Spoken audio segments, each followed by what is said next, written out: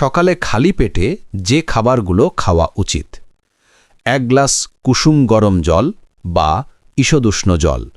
ঘুম থেকে ওঠার পর প্রথমে এটি পান করলে হজম প্রক্রিয়া শুরু হয় এবং শরীর থেকে টক্সিন বেরিয়ে যেতে সাহায্য করে। 2. ভিজিয়ে রাখা কাঠবাদাম 4 থেকে 6টি।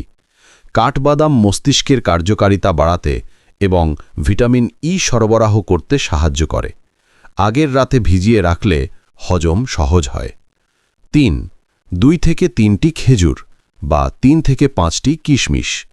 কিশমিশ বা খেজুর রক্তে শর্করার মাত্রা দ্রুত না বাড়িয়ে শক্তি যোগায়। কিশমিশ সারা রাত ভিজিয়ে রেখে সেই জলও পান করতে পারেন। 4.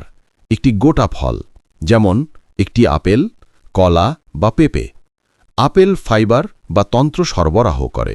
কলা পটাশিয়াম এবং পেঁপে হজমের জন্য খুবই ভালো। 5.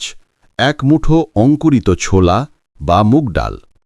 ছোলা বা মুগ ডাল প্রোটিন এবং ফাইবার সরবরাহ করে, যা পেট দীর্ঘ সময় ভরা রাখে। এটি সামান্য সেদ্ধ করেও খেতে পারেন।